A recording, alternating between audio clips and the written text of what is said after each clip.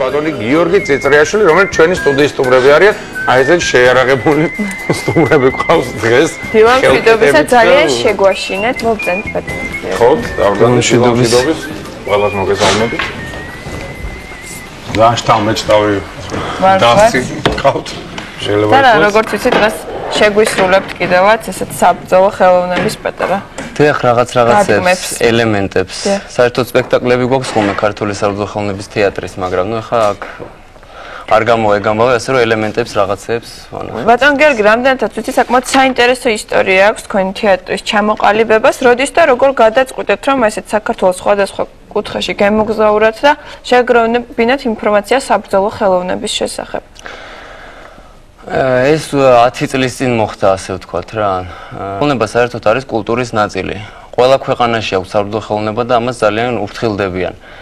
ხო და დაგვებადა ასეთი კითხვა. საქართველოშიც არსებობს საბრძოლო ხელოვნება. თან არსებობს ძალიან ბევრი ლეგენდები, რომელიც ამის უშუალო დასტურია.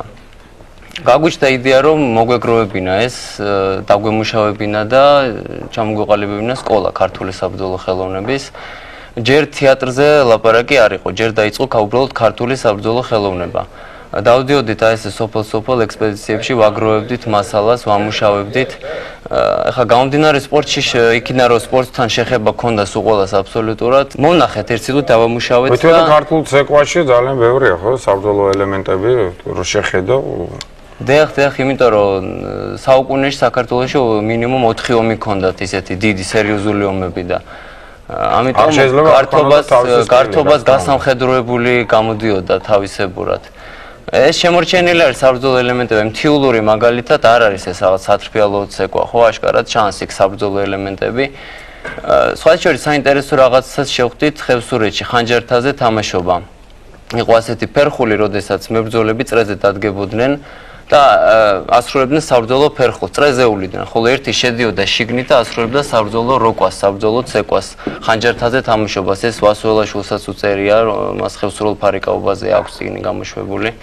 საბედნიეროდ. ძალიან ცოტა არის ასეთი წიგნები, იმიტომ რომ საბრძოლო კულტურა დაკარგული იყო ფაქტიურად საქართველოში და უნდა ვიცოდე ხრიდოლი.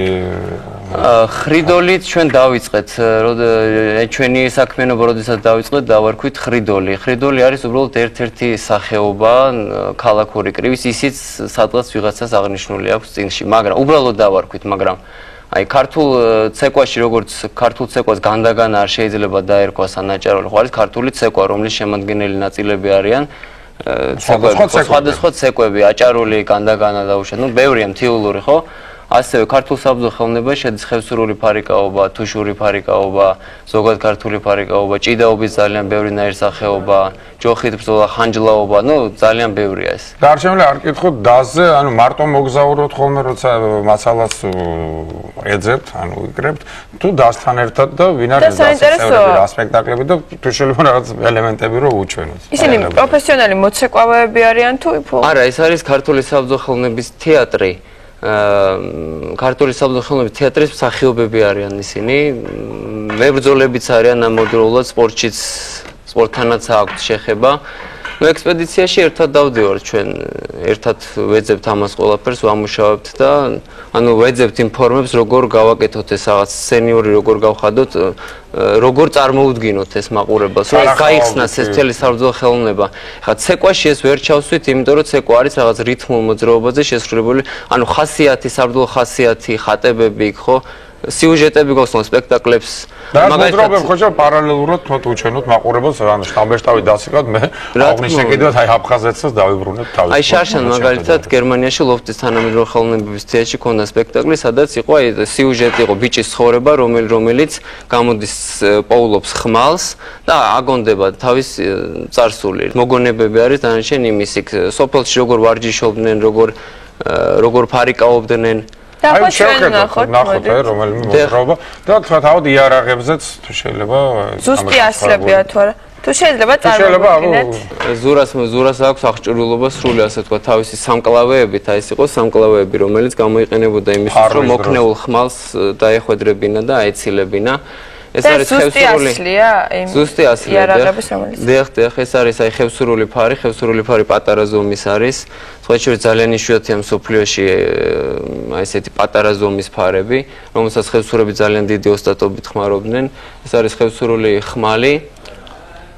და თუ შეიძლება ფარიკაობოთ. ფინესე ფარიკაობოთ თუ გავხსნი მაშინას რამდენი. კი ბატონო. ხდები. გიორგი. ორი ხმალი მომეცით.